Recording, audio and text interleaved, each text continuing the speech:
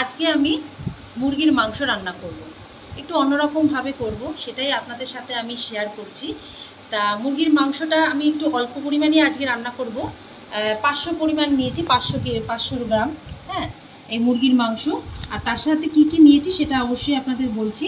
মুরগির মাংসটাকে আগে ভালো করে ধুয়ে নিয়ে জলটা ঝরিয়ে নিয়েছি। আর নিয়েছি সর্ষের তেল, আর পেঁয়াজ বাটা, টমেটো বাটা, আদা রসুন বাটা, কাঁচা লঙ্কা বাটা, নিয়েছি কয়েক টুকরো লেবু, নুন অবশ্যই লাগবে, আর কিছু গুঁড়ো মশলা, তার মধ্যে কাশ্মীরি গুঁড়ো মশলা, হলুদ গুঁড়ো, জিরে গুঁড়ো, ধনের গুঁড়ো। এবার কীভাবে রান্না করছি সেটা একটু আপনাদের শেয়ার করছি, দেখাচ্ছি। একটা কাচের বাটি নিয়ে নিয়েছি, বড় বাটি।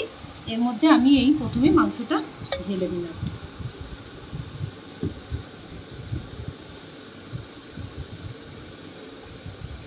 দিয়ে দিচ্ছি পেঁয়াজ বাটা,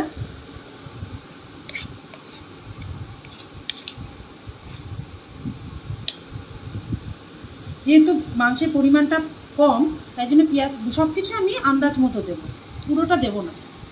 টমেটো বাটা,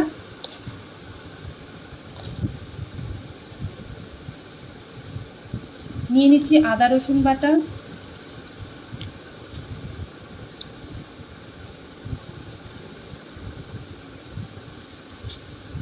কাঁচা লঙ্কা বাটা, যে যা স্বাদ মতো ঝাল অনুযায়ী দেবেন। এবার দিচ্ছি পরিমাণ মতো লবণ। এবার গুঁড়ো মশলা যেগুলো নিয়েছি সেটা পুরোটাই দিয়ে দিচ্ছি। কাশ্মীরি লঙ্কার গুঁড়ো, হলুদ গুঁড়ো, জিরে গুঁড়ো, আর দিয়ে দিলাম ধনে গুঁড়ো।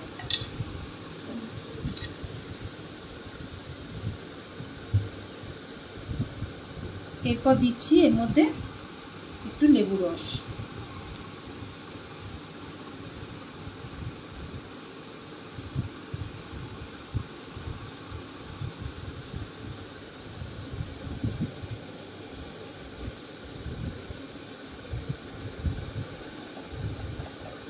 এবার দিয়ে দিচ্ছি সর্ষের তেল।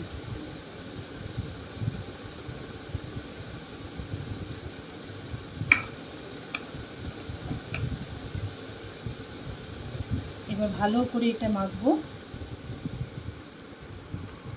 সব মশলা দিয়ে, মাংসের সাথে সব মশলা দিয়ে ভালো করে হাত দিয়ে এরকমভাবে মেখে নিতে হবে, যাতে সব মশলাগুলো মাংসের ভেতর ঢোকে। মাখা যেই হয়ে যাবে তারপরে আমি এই বাটি সমেত এই মাংস আমি 30 থেকে 40 মিনিট রেখে দেবো, যাতে এটা ভালো মতো মশলাগুলো ভেতরে ঢোকে। তারপর আমি ফিরে আসছি।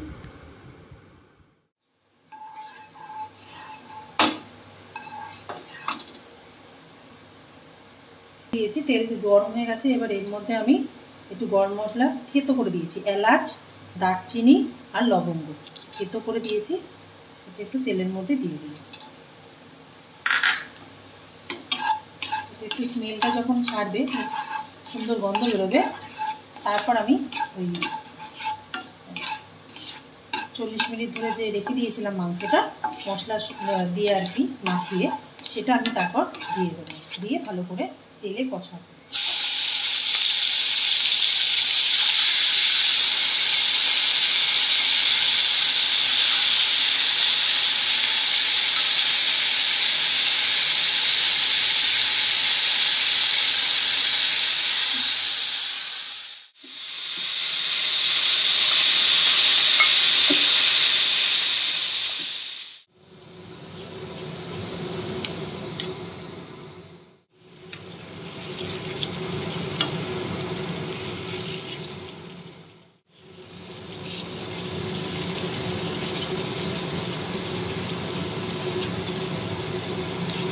রাইসে চিকেন কারি অল্প একটু দিচ্ছি।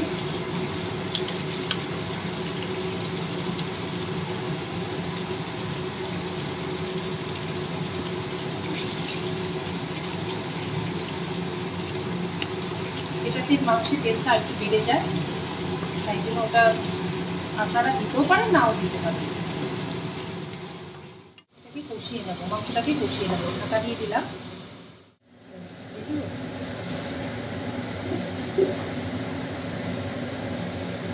ঢাকনাটা খুলে মাঝে মাঝে দেখে নিতে হবে।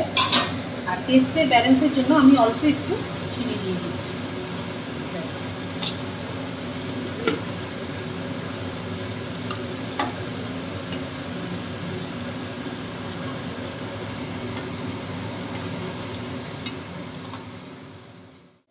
কষানো হয়ে গেছে। তেলটা দেখুন ছেড়ে দিয়েছে, কষানো হয়েই গেছে। মাংসের মধ্যে মশলা মাখিয়ে মানে রেখে দিয়ে করলে খারাপ হয় না, ভালোই হয়।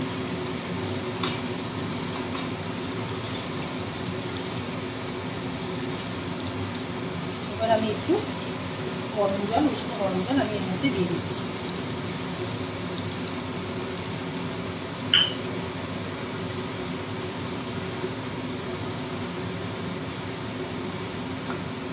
এবারে এটা ঢেকে দেবো, সিদ্ধ হলে তারপর আমি মাংসটা সিদ্ধ হয়ে গেলে তারপর নামি। হয়ে গেছে কমপ্লিট। এবার আমি এর মধ্যে দিয়ে দিচ্ছি 1 চামচ অল্প আর কি গরম মশলা দিয়ে কিছুক্ষণ ঢেকে আমি এটা নামিয়ে